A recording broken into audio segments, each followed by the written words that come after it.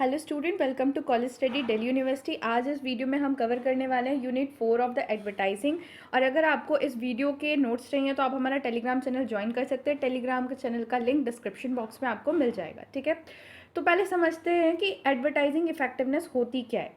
देखो, जब हमने एक ऐड बनाया और उसको चला दिया, अब वो कितने अच्छे से परफॉर्म कर रहा है, वो हमारा जो मेन ऑब्जेक्टिव है उसको मीट कर रहा है या नहीं, जैसे अवेयरनेस क्रिएट करना, इंटरेस्ट जनरेट करना, इमेज बिल्ड करना, वो ऐसा सब कर रहा है या नहीं, इस चीज़ को मीज़र करने को हम एडवर्टाइजिंग इफेक्टिवनेस मीजरमेंट कहते हैं। ठीक है, मीजरिंग एडवर्टाइजिंग इफेक्टिवनेस एक सिस्टमैटिक प्रोसेस है जहाँ पे हम ये देखते हैं कि एडवर्टाइजमेंट का इफेक्ट कितना पड़ा है टारगेट ऑडियंस पे। अब हम पढ़ने वाले हैं कि हमें मीज़र क्यों करना चाहिए एडवर्टाइजिंग इफेक्टिवनेस को। तो यहाँ पे कुछ रीजंस हैं कि हमें क्यों मीज़र करना चाहिए एडवर्टाइजिंग इफेक्टिवनेस को। सबसे पहले to assess the communication impact. अगर हम एडवर्टाइजमेंट बना रहे हैं और उसे मीडिया के थ्रू अपने टारगेट ऑडियंस तक पहुँचा रहे हैं, तो मेन एम यही है कि जो भी एडवर्टाइजिंग का सेंट्रल आइडिया है वो कम्युनिकेट हो, वो जो मैसेज है वो टारगेट ऑडियंस तक पहुंचे। तो हम इसीलिए इसको मीज़र करते हैं, इसकी इफेक्टिवनेस को, कि क्या वो आइडिया जो है टारगेट ऑडियंस तक पहुंचा है, और पहुंचा है तो क्या उन लोगों ने क्लियरली उसे रिसीव किया है, समझा है और उन्हें याद भी है या नहीं। जैसे कि एक एड कैंपेन था हेल्थ ड्रिंक का, जो क्लेम कर रही थी कि वो इम्यूनिटी बूस्ट करेगी। अब पोस्ट कैंपेन सर्वे में वो यही देखेंगे कि क्या लोगों को ये बेनिफिट याद रहा या नहीं रहा, कि जो वो मैसेज कन्वे करना चाहते थे। Then to evaluate the return on investment. देखो, एडवर्टाइजमेंट में बहुत सारा पैसा लगता है, तो एक तरीके से एडवर्टाइजमेंट हो गई हमारी इन्वेस्टमेंट। अब जो मनी हमने स्पेंड किया है वो फायदे में गया है कि नुकसान में गया है, कि उससे कोई सेल इंक्रीज हुई या नहीं हुई, ब्रांड की अवेयरनेस बढ़ी या नहीं, कस्टमर का एंगेजमेंट हुआ या नहीं। इसीलिए हम मीजर करते हैं, हमारा कॉस्ट बेनिफिट रेशो मीजर किया जाता है एडवर्टाइजिंग इफेक्टिवनेस में। Then to compare the media and message alternative. अब हमारे पास ना कई सारे मैसेज होते हैं, मतलब कई सारे ऐड होते हैं, कई सारी मीडिया होती है। तो हमने ये देखना होता है कि जो हमने मल्टीपल ऐड यूज करे हैं उनका कौन सा वर्जन सबसे बेस्ट परफॉर्म कर रहा है और कौन सा मीडिया सबसे अच्छा परफॉर्म कर रहा है। जैसे कि मान लो आपने दो ऐड बनाए, अलग अलग टैगलाइन उनमें यूज़ की, ठीक है, और अलग अलग सेलिब्रिटी को बैठा दिया, और उसके बाद आपने एक को जो है वो टेलीविजन के थ्रू दे दिया और एक को आपने होर्डिंग्स लगा दिए। अब आप ना ये देखोगे कि कौन से वाले मीडिया के थ्रू या कौन सा वाला ऐड ने मुझे बेटर परफॉर्म किया है, क्योंकि बाद में फिर आप उसी पे स्विच कर जाओगे, क्यों फालतू में दो दो ऐड चलाओगे। ठीक है, then to identify the strength and weakness of ad. अब हर एक एडवर्टाइजमेंट में कुछ स्ट्रांगनेस एलिमेंट होते हैं, कुछ वीक एलिमेंट होते हैं, जैसे डिजाइन, टोन, इमोशनल अपील या नहीं। तो हमें ये देखना होता है कि कौन सा पार्ट जो है ऐड का वो अच्छे से काम कर रहा है, और जो पार्ट ऐड का अच्छे से काम नहीं कर रहा होता है उसे चेंज करना होता है। जैसे एक टीवी ऐड था, उसके पास गुड विजुअल्स तो थे लेकिन वीक वॉइस ओवर था, तो हम इसकी इफेक्टिवनेस मीजर करेंगे तभी तो हमें पता चलेगा कि फ्यूचर कैंपेन में हमें वॉइस ओवर ठीक करना है। फिफ्थ आता है to support a marketing decision. अगर हम एडवर्टाइजमेंट की इफेक्टिवनेस को मीजर करेंगे तो हमें कुछ ना कुछ यूजफुल इन्फॉर्मेशन मिलेगी चीज़ों को लेके, कि कौन सा ऐड बेटर परफॉर्म कर रहा है, क्यों बेटर परफॉर्म नहीं कर रहा है, ताकि हम फ्यूचर प्लानिंग अच्छे से कर सकें मीडिया सिलेक्शन में, बजट एलोकेशन में और क्रिएटिव डेवलपमेंट में। इससे क्या होगा कि अब हम अपने अजम्पशन के बेसिस पे कोई भी डिसीजन नहीं लेंगे, हम डेटा ड्रिवन डिसीजन लेंगे, मतलब हमारे पास डेटा होगा, उसे एनालाइज करके हम डिसीजन लेंगे। देन 6 पॉइंट आता है to improve the media planning. हम सबको पता है कि तरह तरह की मीडिया हमारे पास है, हमने पिछले यूनिट में पढ़ा है। तो हमें ये देखना होता है कि कौन सा मीडिया सबसे बेस्ट काम कर रहा है, और ये हम तभी देख सकते हैं कि हम अगर एडवर्टाइजिंग की इफेक्टिवनेस को मीजर करें। अब हम पढ़ेंगे नेक्स्ट टॉपिक कि क्या रीज़न है कि हम एडवर्टाइजिंग की इफेक्टिवनेस को कभी कभी मीज़र नहीं करते हैं। अब क्या क्या रीज़न है, तो पहला है हाई कॉस्ट ऑफ मीजरमेंट। देखो, अगर हम इफेक्टिव स्टडी कंडक्ट कराएंगे ना तो उसमें बहुत ज़्यादा एक्सपेंस हमारी आएगी, जैसे हमें रिसर्च एजेंसी को हायर करना होगा, सर्वे डिज़ाइन करना होगा, इंटरव्यू कंडक्ट कराना होगा, या ट्रैकिंग सॉफ्टवेयर वगैरह यूज़ करना होगा। अब जो स्मॉल कंपनीज या लो बजट एडवर्टाइजर्स हैं उनके पास तो इतने पैसे नहीं होते ना कि वो इतना ज़्यादा कॉस्ट अफोर्ड कर सके, तो इसीलिए वो कंपनी क्या करती है, एडवर्टाइजिंग की इफेक्टिवनेस को मेजर ही नहीं करती। दूसरा रीजन आता है difficult in measuring a impact accurately. अब हमने इतने सारे ऐड चला रखे, इतने सारी मीडिया के थ्रू चला रखे हैं, तो उन्हें आइसोलेशन में उनका इफेक्ट मेजर करना ना बहुत ही हार्ड होता है। जैसे promotion, pricing, word of mouth, competitor action, कई सारे फैक्टर्स होते हैं जो इस चीज़ को इन्फ्लुएंस करते हैं। तो अब हम प्रिस्क्राइबली मीजर नहीं कर सकते। देन आता है third, time consuming process. Advertising की इफेक्टिवनेस को पढ़ना, उसे मीजर करना, जैसे पोस्ट या प्री कैंपेन टेस्टिंग, बहुत ही उसमें टाइम लग जाता है, सेवरल वीक लग जाते हैं, कभी कभी तो महीने लग जाते हैं। अब कंपनी जो बहुत ही टाइट टाइम लाइन में काम कर रही है और उसे बहुत जल्दी है कैंपेन लॉन्च करने की, वो इतने रिजल्ट का वेट नहीं कर सकती। जैसे कि एक ब्रांड है जो अपना प्रोडक्ट लगा रही है, नया प्रोडक्ट दिवाली के टाइम पे, तो अब अगर वो टेस्ट करने में रह जाएगी तो दिवाली तो निकल जाएगी, प्रोडक्ट कैसे लॉन्च करेगी, तो भाई उसके पास टाइम ही नहीं है, तो इसीलिए भी कभी कभी इफेक्टिवनेस नहीं मेजर करते। Then management over confidence. कभी कभी जो मैनेजमेंट होता है ना, या जो एडवर्टाइजर होता है, वो इतना कॉन्फिडेंट रहता है, कॉन्फिडेंट नहीं गाइस, ओवर कॉन्फिडेंट रहता है अपने आइडिया को लेके कि मेरा आइडिया तो बेस्ट ही काम करेगा, तो वो नेग्लेक्ट कर देता है मेजरमेंट। उसे लगता है मेजर करने की क्या जरूरत है, मैं तो बेस्ट हूँ। देन आता है fifth point, lack of knowledge और एक्सपर्टीज। जो स्मॉल ऑर्गेनाइजेशन होती हैं वहाँ पे कोई मार्केटिंग की टीम में इतना प्रोफेशनल नॉलेज और टेक्निकल स्किल वाला बंदा ही नहीं होता जो मीज़र कर सके एडवर्टाइजिंग की इफेक्टिवनेस को, और इसीलिए वो लोग कोई स्टडी कंडक्ट करते ही नहीं और अवॉइड कर देते हैं मीज़र करना। देन लिमिटेड ड्यूरेशन और अ वन टाइम कैंपेन। कभी कभी जो कैंपेन होता है ना, वो शॉर्ट टाइम इवेंट के लिए होता है या वन टाइम ऑफर के लिए होता है, कि आपने कोई कैंपेन चलाया और वो सिर्फ इसलिए था कि आपको उसे 15-20 दिन ही चलाना था, तो अब आप क्यों ही फालतू में पैसा लगा के उसकी इफेक्टिवनेस मीजर करोगे, क्योंकि वो तो जिंदगी में एक ही बार चलना था ना, चल गया, खत्म हो गया। तो ऐसे में भी हम इफेक्टिवनेस मीजर नहीं। अब पढ़ते हैं हमारा next topic, pre testing method of the advertising. Advertising के प्री टेस्टिंग मेथड क्या होते हैं, तो सबसे पहले समझते हैं कि प्री टेस्टिंग क्या होती है। देखो, एडवर्टाइजमेंट के रिलीज होने से पहले ये ज़रूरी होता है कि हम एडवर्टाइजमेंट की जो ऐड हमने बनाया है उसकी इफेक्टिवनेस को इवल्यूट कर लें, और ये प्री टेस्टिंग के थ्रू करा जाता है। प्री टेस्टिंग एक प्रोसेस है जिसमें हम क्या करते हैं, एडवर्टाइजमेंट की कॉन्सेप्ट को एक्चुअली रिलीज करने से पहले ये देख लेते हैं कि वो कैसा परफॉर्म करेंगे, कि क्या वो अट्रैक्ट करेंगे अटेंशन, वो हमारा मैसेज जो हम डिलीवर करना चाहते हैं क्या वो सेम मैसेज डिलीवर करेंगे, या टारगेट ऑडियंस को परsuade कर भी पा रहे हैं या नहीं। अब इससे क्या होता है कि हमारा जो वेस्टेज है वो मिनिमम हो जाता है, बिकॉज हमने अभी तक इतना पैसा लगाया नहीं, हमने अभी तक एड लॉन्च किया ही नहीं है, हम पहले ही टेस्ट कर लेंगे। अगर कोई भी उसमें रिफाइनिंग की ज़रूरत होगी स्ट्रैटेजी में तो हम वो पहले ही कर लेंगे, ठीक है। अब बहुत सारी मेथड हैं इसमें, देखो मैं आपको इसमें लगभग 10 मेथड कराने वाली हूँ। मुझे नहीं पता कि ये सारे के सारे मेथड आएंगे एग्जाम में या नहीं, क्योंकि इंडिविजुअली भी आपसे मेथड पूछा जा सकता है, कि आपको डायरेक्टली पूछ लिया कॉन्सेप्ट टेस्टिंग मेथड बता दो, तो आपको मेथड पता होना चाहिए। या फिर ऐसे भी क्वेश्चन आ सकता है कि प्री टेस्टिंग के 4 मेथड बता दो या कुछ मेथड डिस्कस कर लो, तो आपको जो याद रह जाए अब वो लिख कर आ जाना। बट मैं सारे डिस्कस कर रही हूँ क्योंकि मुझे नहीं पता एग्जैक्टली कि एग्जाम में क्या आने वाला है, और अगर आ गया और मैंने नहीं कराया तो फिर यही होगा कि क्यों नहीं कराया, करा देना था। तो पहला आता है concept testing. Concept testing method में क्या होता है कि जो सेंट्रल आइडिया या मैसेज है एडवर्टाइजमेंट का, उसे टेस्ट किया जाता है ऑडियंस को फाइनली एडवर्टाइजमेंट दिखाने से पहले। इस प्रोसेस में क्या होता है कि जो रफ वर्जन है ना एडवर्टाइजमेंट का, जैसे स्केच, स्क्रिप्ट, स्टोरी बोर्ड या सिंपल राइटिंग, वो ना हम सिलेक्टेड रिस्पॉन्डेंट को, मतलब कुछ लोगों को बुलाते हैं और जो रफ वर्जन है एडवर्टाइजमेंट का वो उनके सामने रखते हैं, और उनको फिर बोलते हैं कि वो अपने व्यूज़ प्रोवाइड करें रिगार्डिंग क्लैरिटी, अपील, रिलीवेंस और यूनिकनेस ऑफ आइडिया। ये मेथड बहुत ही ज़रूरी होता है जब हम अर्ली स्टेज कैंपेन प्लानिंग कर रहे होते हैं, क्योंकि इसकी हेल्प से ना हम आइडिया को मॉडिफाई कर पाते हैं कंज्यूमर के फीडबैक के बेसिस पे, और सेलेक्ट भी कर पाते हैं। अब क्या होता है कि जो भी वैल्यूएबल इंसाइट हमें ऑडियंस प्रोवाइड करते हैं ना, उनके बेसिस पे हम देख लेते हैं कि क्या हमारा प्रपोज मैसेज सही है या नहीं, वो इमोशन को ट्रिगर कर रहा है या नहीं। जैसे कि एग्जांपल है एफएमसीजी प्रोडक्ट का। एक एफएमसीजी ब्रांड है जो नया हेल्थ ड्रिंक लॉन्च करना चाहती है, और उसने प्रपोज किया कॉन्सेप्ट क्या, बिल्डिंग अ इनर स्ट्रेंथ, कि हमारी ड्रिंक जो है वो इनर स्ट्रेंथ बिल्ड करेगी। अब इस कॉन्सेप्ट को वो टेस्ट करेगी कंज्यूमर को, वो एक रफ एड दिखा के, और देखेगी क्या कंज्यूमर इस बात पे बिलीव कर पा रहे हैं या नहीं, और उन्हें वो मोटिवेशन आ रहा है यानी प्रोडक्ट परचेस करने का या नहीं, ठीक है। कॉन्सेप्ट टेस्टिंग ये जनरली कॉस्ट इफेक्टिव होता है, क्योंकि इसकी हेल्प से हमारे पास जो बहुत सारे कॉन्सेप्ट होते हैं ना, बहुत सारे थीम होते हैं कि हम इस थीम पे बना सकते हैं, इस थीम पे बना सकते हैं, उसमें से हम बेस्ट वाला सेलेक्ट कर पाते हैं, और इससे हमारा जो रिस्क रहता है कि अगर हमने कैंपेन लॉन्च कर दिया और वो अनसक्सेसफुल हो जाएगा, वो भी कम हो जाता है।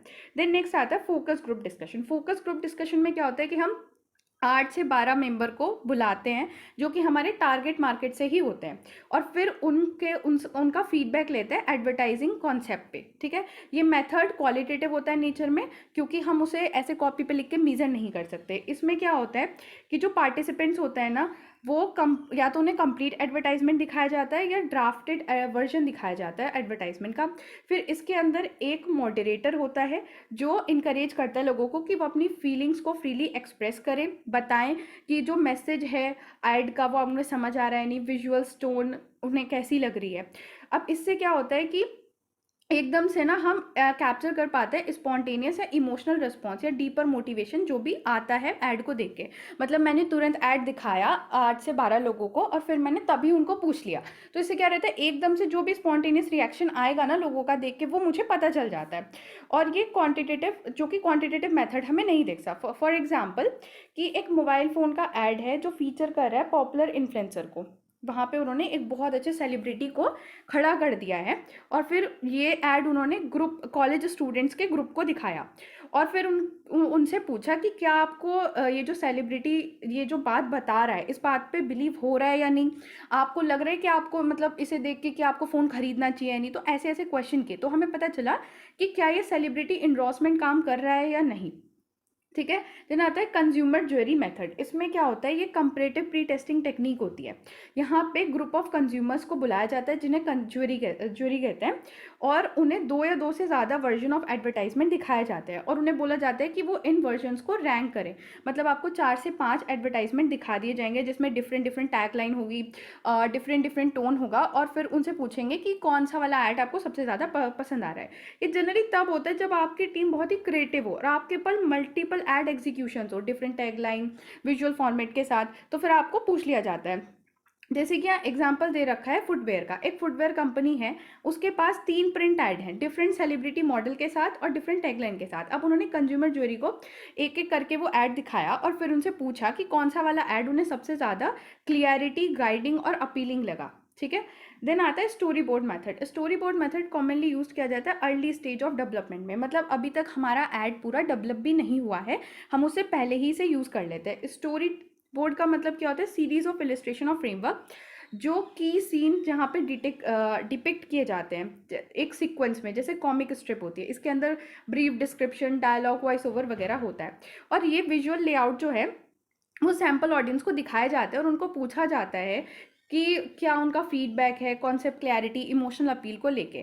जो मेन ऑब्जेक्टिव होता है वो यही रहता है कि यहाँ पे एडवर्टाइजमेंट जो है वो इंगेजिंग हो, अंडरस्टैंडेबल हो और जो टारगेट ऑडियंस की एक्सपेक्टेशन हो वो मीट कर रहा हो। ये कॉस्ट इफेक्टिव मेथड होता है क्योंकि अभी तक आपने इन्वेस्टमेंट करी ही नहीं है वीडियो प्रोडक्शन में, अभी तक आपने ऐड भी प्रोड्यूस नहीं करा है, बस उसकी कुछ कुछ चीज़ें जो आपने कर ली थी जैसे वॉइस ओवर वगैरह, 1-2 मेन सीन जो बना लिए थे वो आपने दिखा दिए। ठीक है। फिर आता है थिएटर टेस्ट। थिएटर टेस्ट ये क्या है, क्वांटिटेटिव टेक्निक है। यहाँ पे लोगों को बुलाया जाता है, जनरली 30 से 100 पीपल को इनवाइट किया जाता है, थिएटर में बुलाया जाता है, फिर उन्हें बहुत सारे ऐड दिखाए जाते हैं। उसके अंदर वो वाला ऐड भी होता है जिसे इवोल्यूट करना होता है और सिर्फ ऐड नहीं अदर कंटेंट भी दिखाया जाता है जैसे मूवी, ट्रेलर और बहुत सारे शो। और ये सब दिखाने के बाद उनको ना क्वेश्चनेयर दिया जाता है या फिर डिस्कशन में, मतलब ओपन डिस्कशन उनके साथ किया जाता है और उनको पूछा और इसमें हम ये वैल्यूट करते हैं कि हमारा ऐड कितना ज़्यादा उन्हें याद है, उनका परचेस इंटरेस्ट जगा पा रहा है या नहीं जगा पा रहा। जैसे कि यहाँ पे एग्जांपल दे रखा है, एक न्यू शैम्पू कमर्शियल, एक न्यू शैम्पू था कमर्शियल जिसे अपना ऐड टेस्ट करना था, तो उसने क्या किया, लोगों को बुलाया, वहाँ पे बैठाया, कई सारे ऐड उन्होंने दिखाए, फिर उसके बाद देखा कि क्या लोगों को उनका brand name, message, visual elements याद हैं या नहीं। इससे क्या होता है कि इमीडिएट इम्पैक्ट और कितना मेमोरेबिलिटी है एडवर्टाइजमेंट की वो हम मेजर कर सकते हैं। देन आता है डेप्थ इंटरव्यू। इसमें क्या होता है कि क्वालिटेटिव मेथड है, यहाँ पे 1 to 1 लोगों से बात की जाती है और कंज्यूमर की जो अंडरलाइंग एटीट्यूड, मोटिवेशन, फीलिंग है वो समझा जाता है। यहाँ पे बियॉन्ड द सर्फेस जाके काम किया जाता है कि सिर्फ ऊपर ऊपर नहीं, बल्कि ये समझा जाता है कि क्यों कंज्यूमर ऐसा फील कर रहा है। हाँ ये कर रहा है ये तो समझ आ गया, बट क्यों कर रहा है, क्या रीज़न है ये जनरली हेल्पफुल होता है पर्सनल केयर, हेल्थ और इमोशनल थीम के लिए। फॉर एग्जाम्पल अगर मैंने एक ऐड दिखाया सोशल इशू को लेके, जेंडर इक्वालिटी और मेंटल हेल्थ अवेयरनेस को लेके, तो मैं डेप्थ इंटरव्यू करूंगी और ये देखूंगी कि किस तरीके से डिफरेंट इंडिविजुअल उस मैसेज को इंटरप्रेट कर रहे हैं अपने हिसाब से, और इससे मुझे बहुत सारी इन्फॉर्मेशन मिल जाएगी। बिल्कुल मैं अच्छे से समझ पाऊंगी कि लोगों के दिमाग में क्या चल रहा है, मतलब मेरे टारगेट कंज्यूमर के दिमाग में क्या चल रहा है। देन टेस्टोस्कोप मैथड, ये साइंटिफिक टेक्निक है।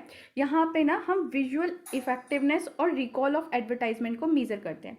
ये एक डिवाइस है जो ब्रीफली जल्दी कई सारी इमेज दिखाता है, मतलब बहुत जल्दी जल्दी कई सारी इमेजेस जो है और टेक्स्ट व्यूअर को दिखाएगा बहुत ही शॉर्ट पीरियड में। और फिर उसके बाद रिस्पॉन्डेंट जो होगा ना उससे क्वेश्चन पूछेगा, जैसे क्या आपको कुछ याद है, क्या याद है आपको, कौन सा पार्ट आपने पहली बार नोटिस किया, क्या आपको ब्रांड पता चली, कौन सा ब्रांड था। ये जनरली प्रिंट एड पैकेजिंग और पॉइंट ऑफ सेल डिस्प्ले के लिए होता है, देखने के लिए कि विजिबिलिटी और लेआउट कितना अच्छा रोल प्ले कर रहा है, कि एकदम से जल्दी जल्दी इमेज देख के भी इंसान को कितना याद रह रहा है। ठीक है, जाता है साइक्लो गैल्वेनोमीटर। ये एक डिवाइस है जो मेजर करता है गैल्वेनिक स्किन रिस्पॉन्स, मतलब आपकी जो स्किन है उसमें क्या चेंज आ रहा है, कि इलेक्ट्रोकंडक्टिविटी ऑफ पर्सन स्किन कितना चेंज हो रहा है। और ये चेंज किस लिए होता है, आप अगर पसीना आता है तो, और वो किस लिए होता है, इमोशन की वजह से। जैसे अगर आप एक्साइटमेंट होते हो या आप फियरफुल होते हो, एंजाइटी होती है, तो आपका बॉडी टेम्परेचर भी चेंज होता है, चीज़ें चेंज होती हैं आपकी बॉडी में, आपके स्किन में कुछ चेंजेस होते हैं, तो उसी चीज़ को ये मेजर करता है। अगर हाई स्किन कंडेंसन है मतलब ग्रेट इमोशन इंगेजमेंट है, और अगर कम है तो इसका मतलब इमोशनल इंगेजमेंट इतना अच्छा है ही नहीं। ये जनरली उन ऐड के लिए यूज़ किया जाता है जिसमें इमोशनल अपील बहुत ज़्यादा होती है, जैसे insurance ad, emotional story telling campaign वगैरह जो होता है। और इससे हम ये समझ पाते हैं कि इमोशनल टोन ऐड कितनी अच्छी है या नहीं, कि लोगों पे इम्पैक्ट डाले। देन आता है आई कैमरा या आई ट्रैकिंग मेथड। यहाँ पे क्या होता है कि जो ट्रैकर है वो व्यूअर की आई का मूवमेंट जो है वो ट्रैक करता है, कि ऐड देखने से क्या आई का मूवमेंट कुछ हुआ है या नहीं हुआ है, या इससे हमें पता चलता है कि एडवर्टाइजमेंट का कौन सा पार्ट जो है वो नोटिस किया गया है, कितनी देर के लिए नोटिस किया गया है और किस ऑर्डर में नोटिस किया गया है। ये जो है इन्फर्ट सेंसर और वीडियो कैमरास का यूज़ किया जाता है। ये वो डिवाइसेस हैं जो आई मूवमेंट पे रिकॉर्ड करते हैं कि आई का कैसा मूवमेंट हुआ है, फोकस पॉइंट और गेज पैटर्न को जो है वो देखते हैं। ये इंपॉर्टेंट होता है कि ये देखने के लिए कि जो इंपॉर्टेंट एलिमेंट है जैसे ब्रांड का लोगो, प्रोडक्ट की इमेज या की मैसेजेस वगैरह व्यूअर ने ध्यान से देखा है या नहीं। देन प्यूबल डेलिएशन टेस्ट, इसमें क्या होता है, ये एक फिजियोलॉजिकल टेक्निक है जहाँ पे हम प्यूबल का, जो लोगों व्यूअर है उसका प्यूबल एक्सपेंशन या कॉन्ट्रैक्शन देखते हैं, कि क्या हमारे जो आई बॉल के अंदर ये प्यूबल है इसमें कोई कॉन्ट्रैक्शन या एक्सपेंशन हुआ है। क्योंकि जनरली ये माना जाता है कि अगर कोई इंसान कुछ इंटरेस्टिंग, एक्साइटिंग या इमोशनल इंटेंस के साथ कुछ देखता है तो उसका प्यूबल जो है वो नेचुरली लार्ज हो जाता है, बड़ा हो जाता है। तो इसी को ना मॉनिटर किया जाता है। और एडवर्टाइजमेंट से ये देखा जाता है कि कितना ज़्यादा इस एडवर्टाइजमेंट जो है इंगेज कर पा रहा है या स्टिमुलेट कर पा रहा है ऐड को।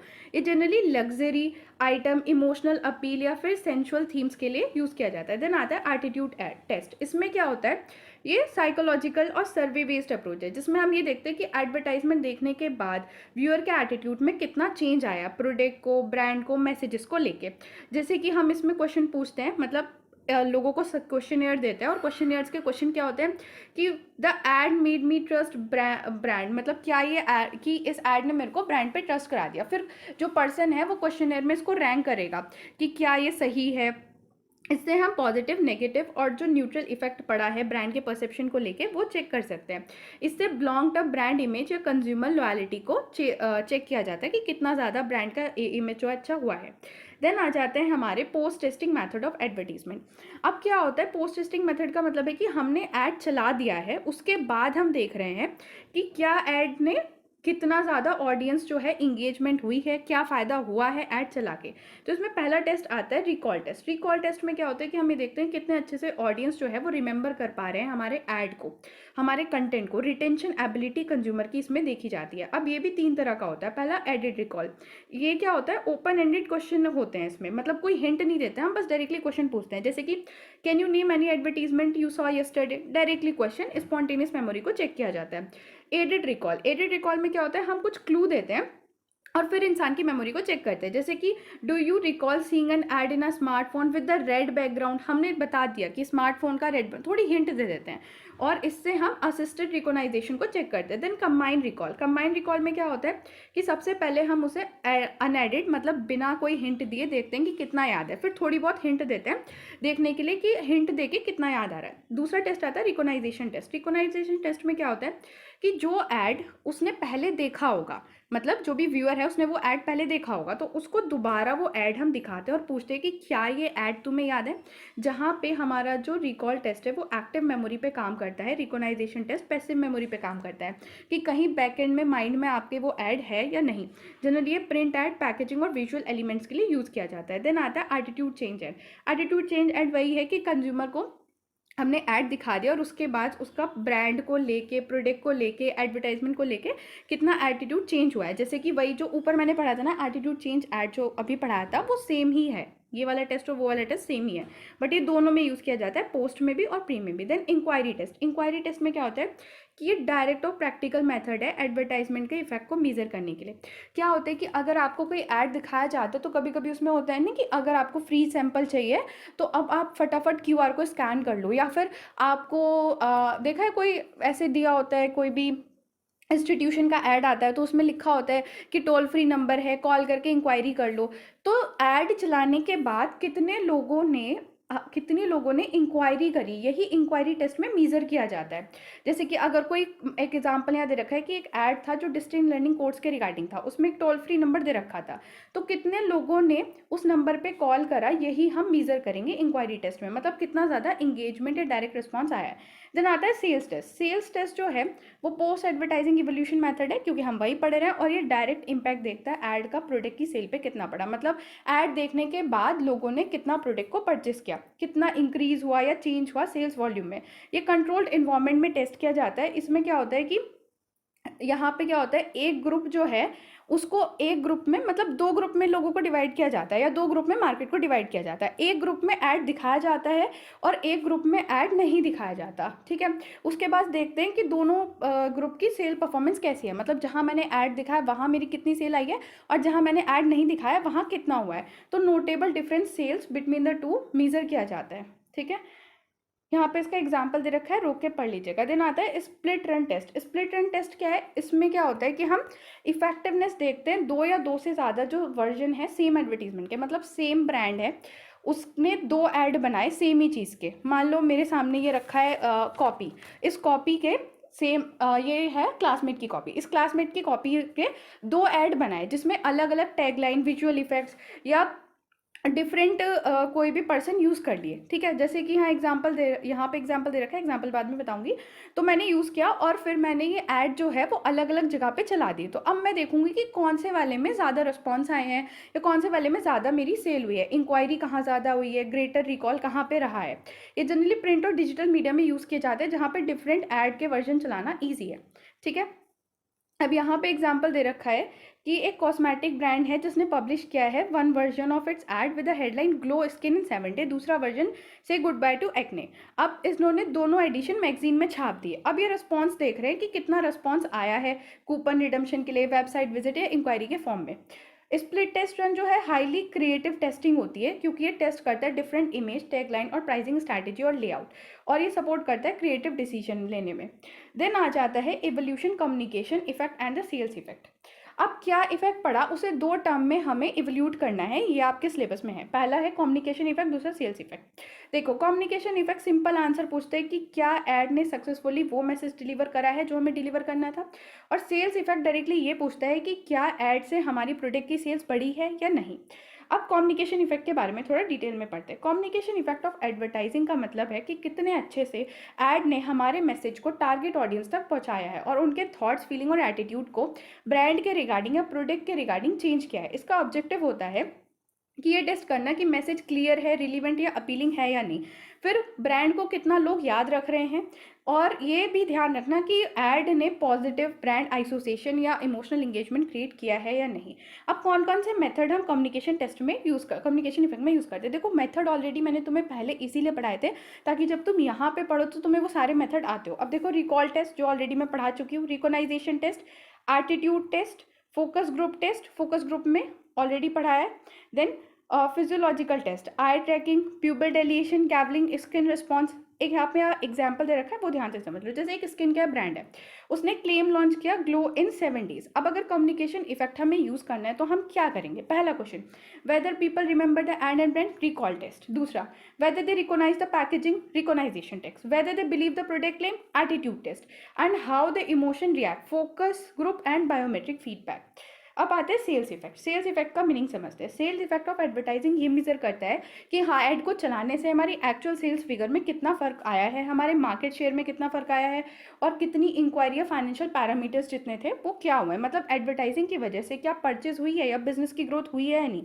इसका ऑब्जेक्टिव होता है डायरेक्ट फाइनेंशियल रिटर्न को मेजर करना, ये देखना कि क्या सेल्स इंक्रीज हुई है, डिक्रीज हुई है, सेम ही रही है।